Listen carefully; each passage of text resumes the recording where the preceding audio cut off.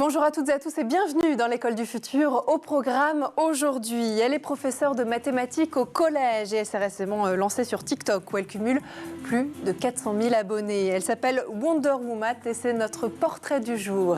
Et puis elle a une idée derrière la tech, c'est Jeanne Dreyfus qui est avec nous aujourd'hui. Bonjour Jeanne.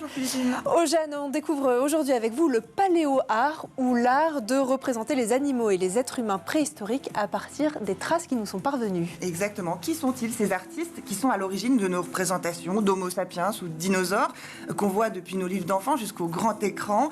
Et quelle est la part de connaissances scientifiques et quelle est la part d'hypothèses? On en parle tout à l'heure. On découvre ça dans un instant. Et puis, l'enseignement à distance offre aux familles une grande liberté d'organisation.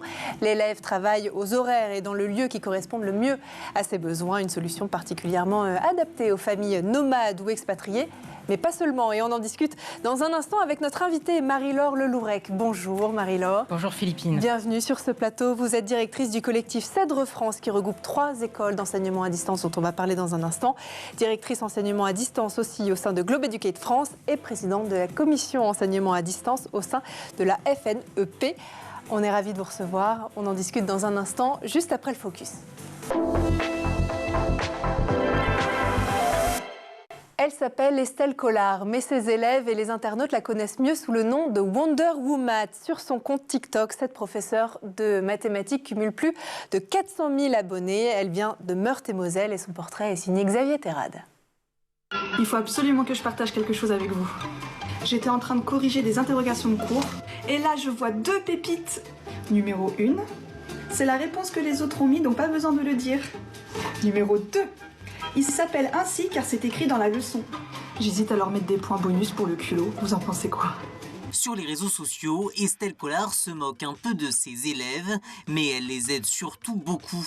Au moment du confinement, la jeune professeure de mathématiques d'un collège de Meurthe-et-Moselle a d'abord créé sa chaîne YouTube, baptisée Charismatique, avant de se lancer sur TikTok sous le nom Wonder Woman, un compte où elle n'hésite pas à revenir à zéro.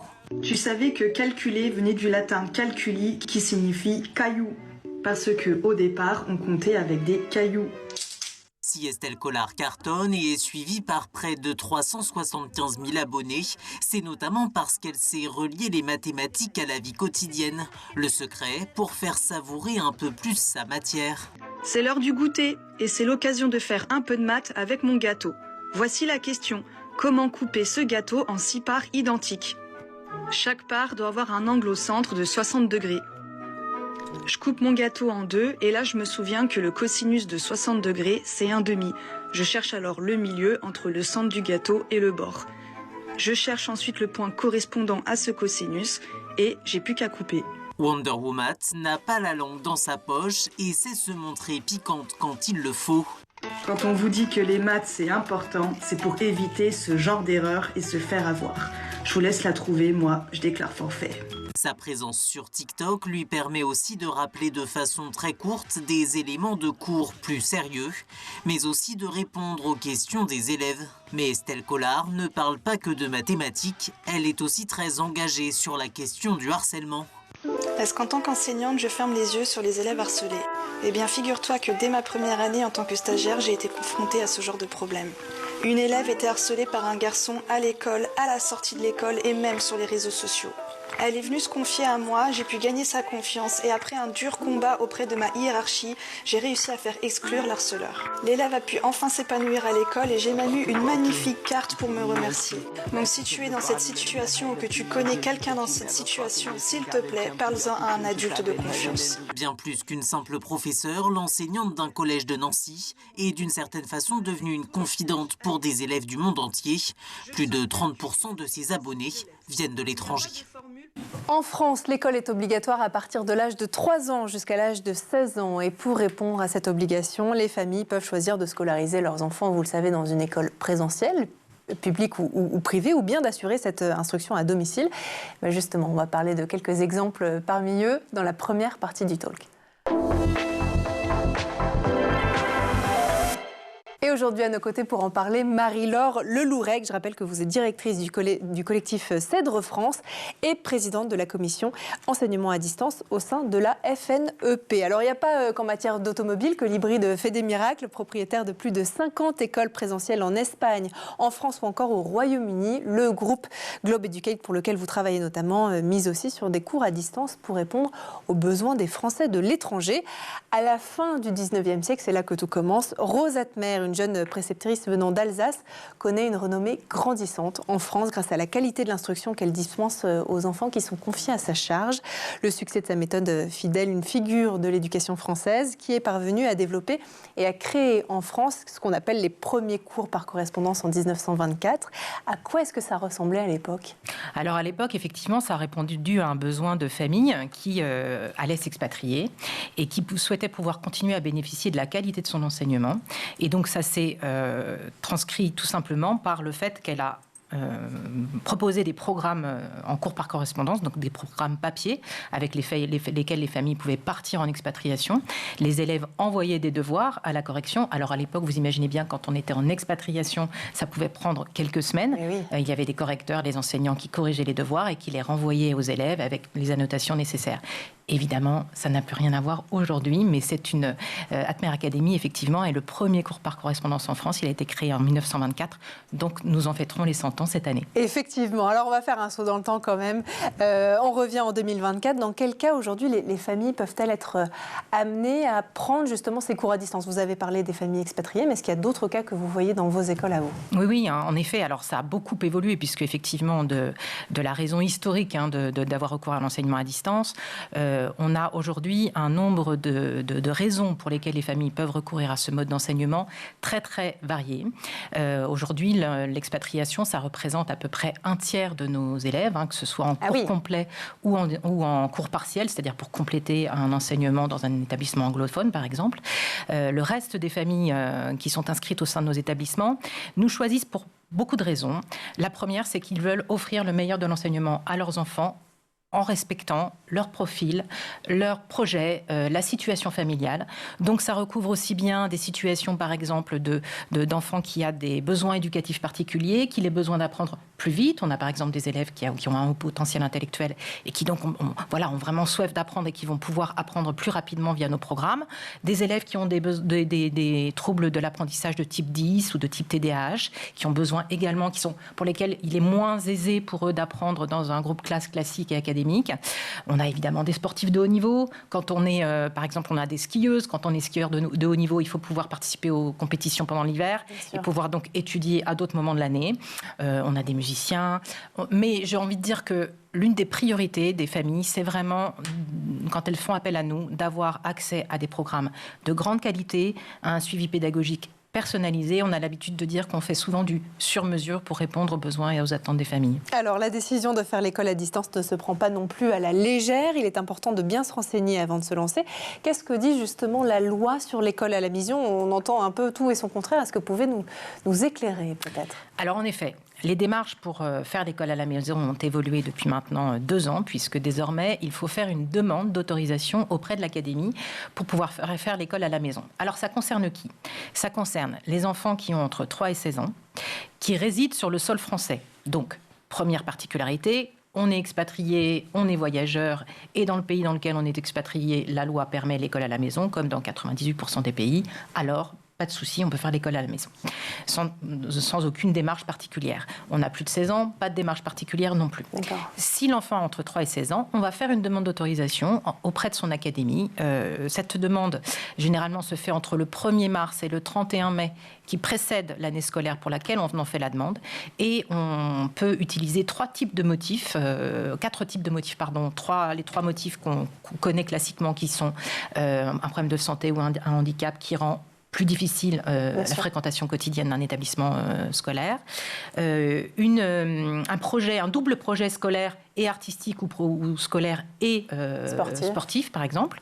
L'éloignement géographique, c'est-à-dire ou l'itinérance en France, c'est-à-dire je suis très éloignée de l'établissement dont mes parents rêvent pour moi ou d'un établissement classique, ou alors mes parents, par exemple, ont un food truck, on bouge toutes les 2 semaines, donc on a besoin effectivement que ce soit l'école qui suive notre famille et pas l'inverse. Et enfin, un 4e motif pour lequel effectivement les familles doivent construire un dossier. Donc ce 4e motif est un motif de situation propre à l'enfant qui justifie un projet pédagogique particulier.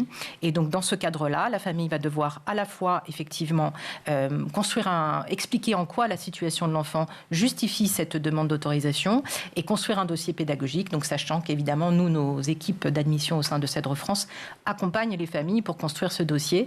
Et ensuite effectivement c'est l'académie qui instruit le dossier et qui répond aux familles. Alors, Cèdre France, justement, c'est 3 écoles à distance qui font partie de ce collectif. CED, ça veut dire collectif de l'enseignement à distance responsable et engagé. Vous accompagnez, vous l'avez dit, les familles dans à la fois l'inscription à ces écoles et puis le développement et l'évolution scolaire de ces enfants, le tout depuis chez eux. 3 écoles, Atmer Academy, on en a parlé en introduction, EIB à distance et le cours Sainte-Anne. Quelles sont leurs différences, leurs spécificités? Alors oui, en effet, donc 3 écoles différentes pour répondre aux différentes attentes des familles. Les 3 écoles déjà ne couvrent pas forcément le même spectre de classe.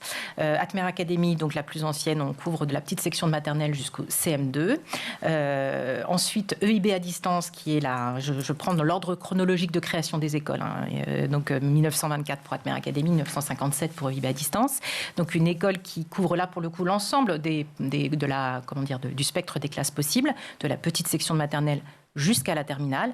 Et enfin, le cours Sainte-Anne, donc de la petite section de maternelle jusqu'à la 4e. Ces 3 écoles ont des dispositifs. Alors, elles couvrent toutes, bien évidemment, les programmes de l'éducation nationale. Mais pour 2 d'entre elles, on va beaucoup plus loin. Il s'agit du cours Sainte-Anne et d'Atmer Academy. C'est une des raisons pour lesquelles les familles peuvent s'adresser à nous. Parce qu'elles veulent offrir, par exemple, un apprentissage des fondamentaux beaucoup plus élaboré, que celui qu'on peut proposer dans l'éducation nationale.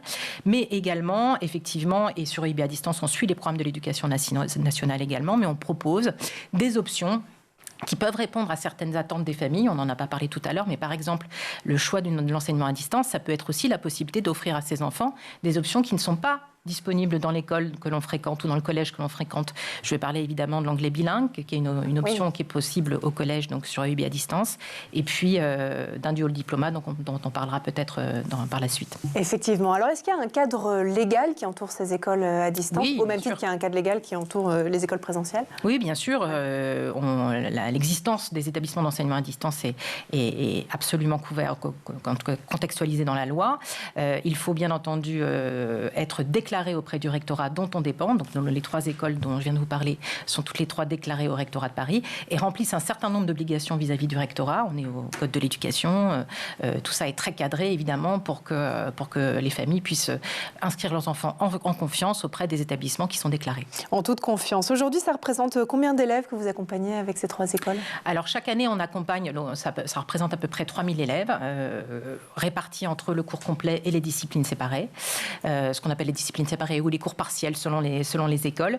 Et donc les cours complets, c'est je suis la totalité des matières qui sont prévues au programme en enseignement à distance. Donc je fais l'école à la maison complètement. Et puis les cours partiels, c'est je suis dans un établissement, par exemple, à l'étranger et je veux que mon enfant, mais les enfants sont dans un établissement où on parle essentiellement la langue locale et donc je veux que le maintien du français soit fait. Je vais utiliser effectivement les programmes d'une des écoles du collectif Cèdre France. Ou encore, je vais offrir l'anglais bilingue. C'est possible en option unique au sein de nos écoles, le latin, parfois des spécialités au lycée qui ne sont pas offertes dans les lycées et que le lycéen a envie de poursuivre et donc il va choisir juste la spécialité chez nous. Ça fait partie des situations que je peux vous évoquer. Le sur-mesure, effectivement. Voilà. On va continuer à en parler dans un instant si vous le voulez bien. D'abord, on va faire un tour du côté de la planète tech. Images, vidéo, c'est le Zap et c'est l'œil d'Edouard Denuot.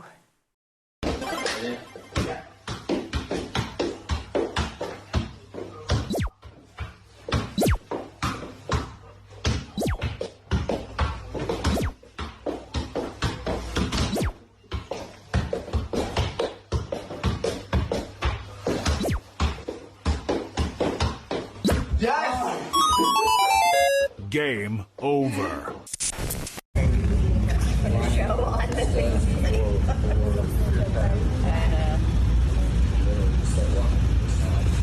This dog, man, I'll get the glasses is a whole different thing than you when we started following this. You guys are pretty tight to the back of my place.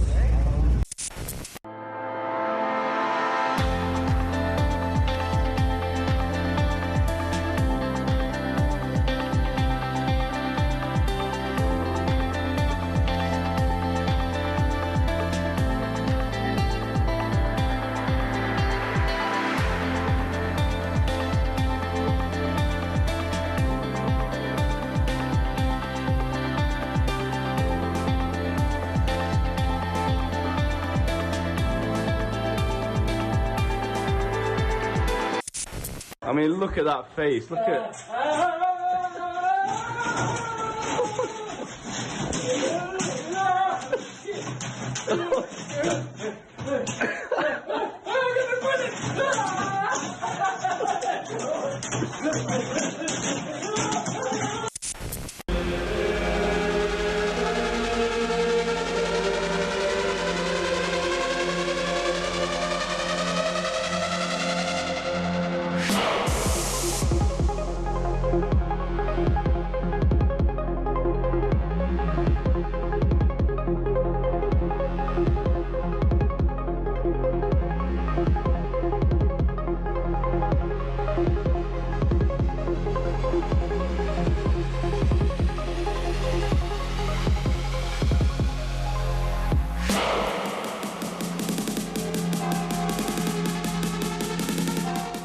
Et on est de retour toujours sur le plateau de l'École du Futur et en compagnie de notre invitée Marie-Laure Lelourec. Mais juste avant de reprendre nos discussions, Marie-Laure, si vous le voulez bien, on va laisser place à la chronique de Jeanne Dreyfus qui a une idée derrière la tech. Jeanne, on découvre aujourd'hui une profession qui fait rêver, celle d'illustrateur scientifique. Ce sont des artistes qui donnent vie et forme aux dinosaures ou aux hommes des cavernes. C'est passionnant, autant d'êtres vivants que d'artistes qui approchent cette hypothèse sous l'œil aiguisé des scientifiques, c'est ça? Dites-nous en plus. Absolument, et on les a toutes vues, ces illustrations de livres d'enfants qui mettent en scène des dinosaures dans des paysages verdoyants et grandioses à la taille de leur gigantisme. On en connaît rarement les auteurs. Et pourtant, l'illustration scientifique, c'est une discipline en soi, héritière d'une histoire riche et séculaire. Sur cette image, on voyait un cératopsien représenté par Charles R. Knight, le père de l'illustration scientifique moderne, qui a inspiré nombre d'illustrateurs appelés aussi paléo-artistes.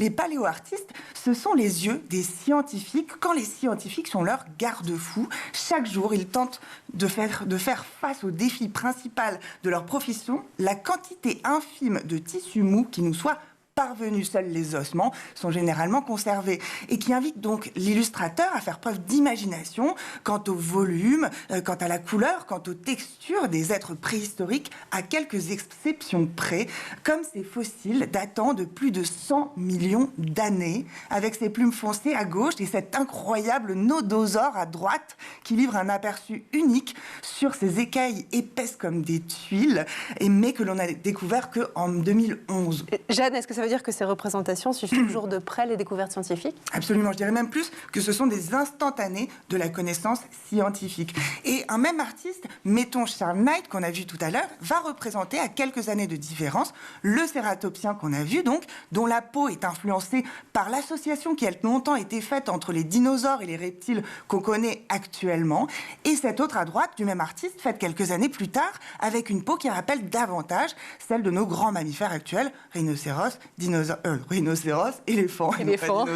Un autre illustrateur scientifique, Davide Bonadonna, c'est l'un des plus reconnus actuellement. Il parle dans un TED de sa profession comme jamais à l'abri de devoir changer des éléments au dernier moment, dès lors qu'un scientifique fait une découverte. Et il évoque comment certaines d'entre elles, justement, l'ont amené à coiffer un tyrannosaure, la tête d'un tyrannosaure d'une crête, du jour au lendemain, ou à recouvrir les vélociraptors de protoplumes, ce duvet qu'on a récemment découvert et qui permettait aux dinosaures de garder une température constante sans pour autant avoir aucune aucune fonction de vol encore. Alors Jeanne, vous nous parlez des évolutions scientifiques, mais est-ce qu'il y en a également du point de vue de l'esthétique ? Absolument. Et pour en découvrir toute la richesse, il faut consulter un livre, celui de l'historienne Zoé Lescaz, intitulé Paléoart, où on découvre comment certains illustrateurs s'inspiraient au début du siècle de l'impressionnisme français, quand d'autres sont allés du côté des céramiques art nouveau pour dépeindre les espèces, où l'on peut aussi voir des gravures qui se rattachent à la tradition gothique du 19e siècle anglais, quand certaines aquarelles délicates inaugurent la mode, quant à elles, donc de l'aquarium view. Certains artistes, enfin, n'hésitent pas ici à couronner le paléolithique de vierge à l'enfant, légèrement anachronique.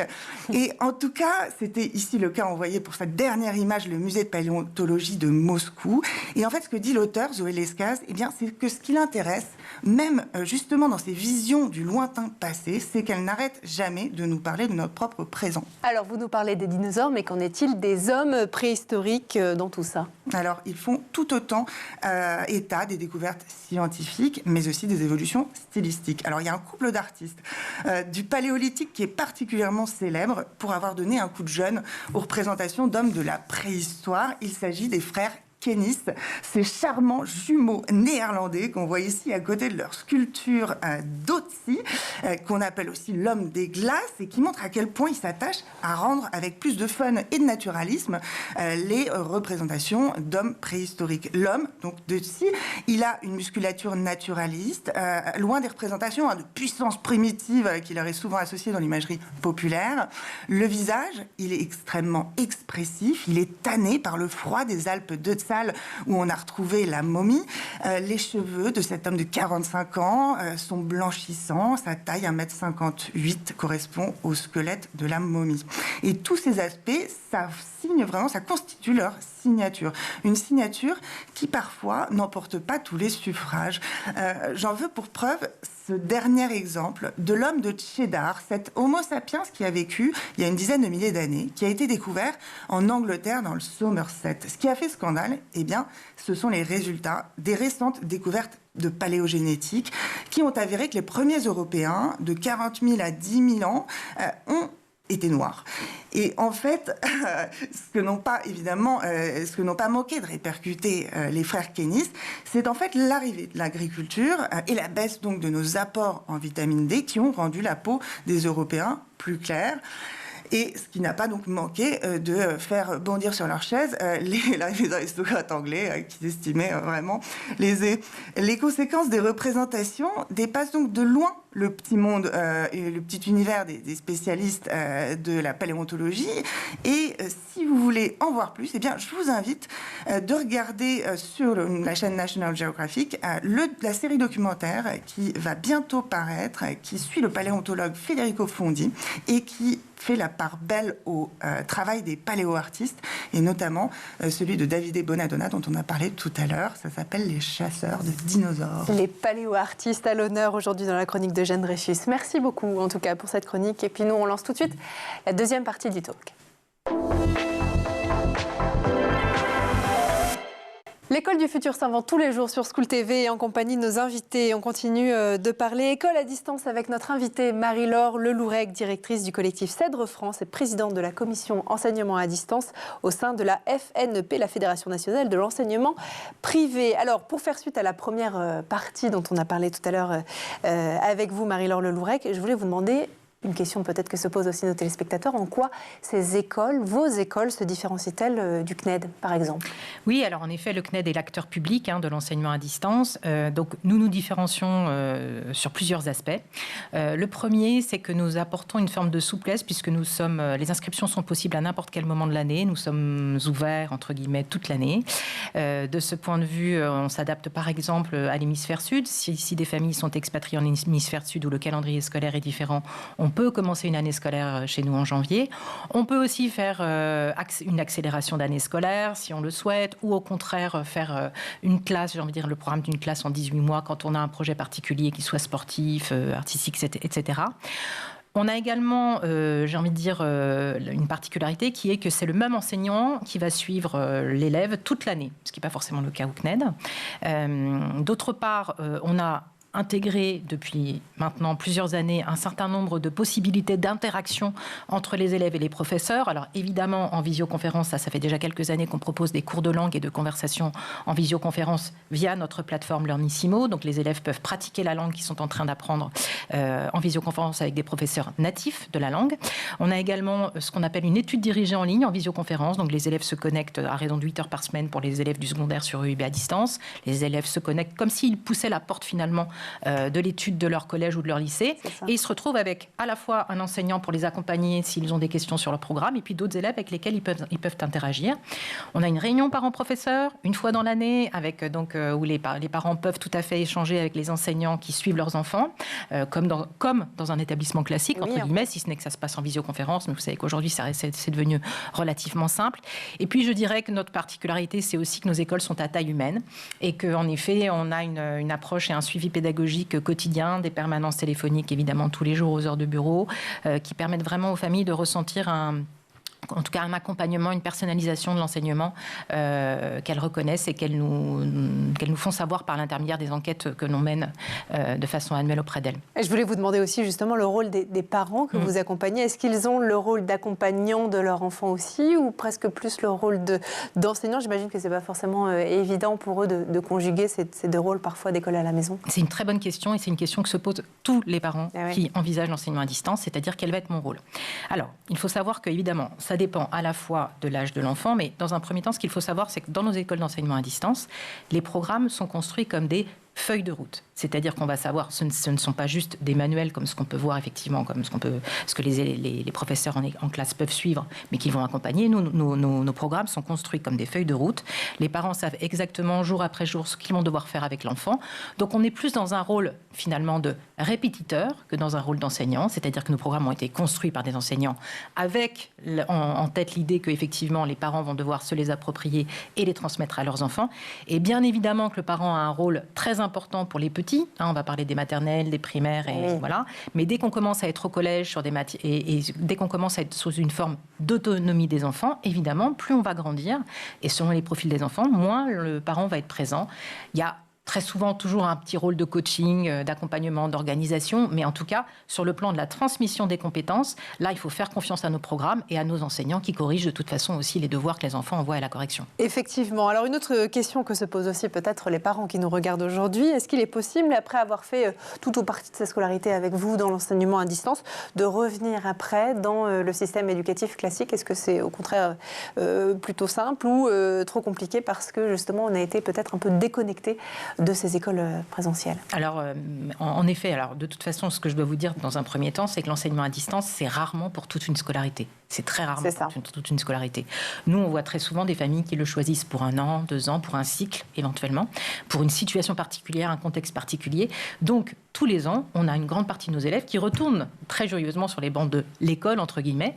Alors, cela se passe de manière différente selon les écoles. Il y a des écoles qui nous connaissent très bien et qui donc prennent nos bulletins scolaires trimestriels comme un gage effectivement de la qualité et de l'enseignement et du niveau de l'enfant.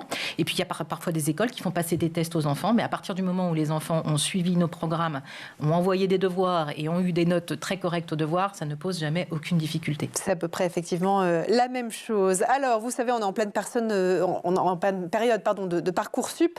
Marie-Laure, le baccalauréat en poche, qu'en est-il de l'accession aux études supérieures? Est-ce qu'avoir fait l'école à la maison, là aussi, est un plus sur le dossier scolaire ou au contraire plutôt un poids lourd? Alors, là encore, ça dépend. C'est-à-dire qu'on est vraiment dans une démarche où... alors déjà, Parcoursup, évidemment, nous, on accompagne les élèves sur Parcoursup. C'est-à-dire qu'évidemment, ils ont un dossier qu'ils vont monter. Nos professeurs vont remplir des fiches à venir. Notre responsable pédagogique va effectivement accompagner les élèves. D'autre part, nous, ce que l'on constate d'expérience, c'est que nos élèves n'ont ni plus ni moins de chances d'obtenir leurs vœux que dans un établissement classique. On a tout type de demandes et de choix d'études supérieures au sein de nos élèves. Alors après, évidemment, ça dépend des écoles d'enseignement supérieur qui vont ou non valoriser l'enseignement à distance. Ce que on a comme retour à la fois de nos élèves qui sont maintenant dans l'enseignement supérieur et de leurs enseignants, c'est qu'ils ont tout de même acquis une longueur d'avance par le fait d'avoir travaillé de chez eux et fait l'école à la maison, en tout cas préparé leur baccalauréat en enseignement à distance, c'est qu'ils sont très autonome. Et on sait que c'est une qualité essentielle dans l'enseignement supérieur, puisque évidemment, quand on est à la fac, il n'y a personne pour venir vous tenir le crayon et vous dire quand travailler et quand préparer vos partiels. Donc c'est une grande chance pour eux d'avoir en tout cas expérimenté cette nécessité de se mettre au travail par eux-mêmes. Donc il n'y a aucune crainte à avoir effectivement sur l'enseignement à distance. Au contraire, ça peut même être à plus sur les dossiers. Merci en tout cas à vous d'avoir été parmi nous aujourd'hui, Marie-Laure Lelourec. Je rappelle que vous êtes directrice du collectif Cèdre France qui regroupe donc 3 écoles d'enseignement à distance, EIB à distance, Atmer Academy et le cours Sainte-Anne. Merci infiniment. Vous êtes également directrice enseignement à distance au sein de Globe Educate France et présidente de la commission enseignement à distance au sein de la FNEP. Merci d'avoir été parmi nous pour ces éclairages particulièrement importants et intéressants sur un sujet que se posent certainement de nombreux parents. Merci à vous aussi, Jeanne, d'avoir été avec nous sur les paléo-artistes. Aujourd'hui, on apprend toujours plein de choses dans l'école du futur. Merci à vous de nous avoir suivis et puis nous, on se retrouve dès demain dans l'école du futur. Bonne journée.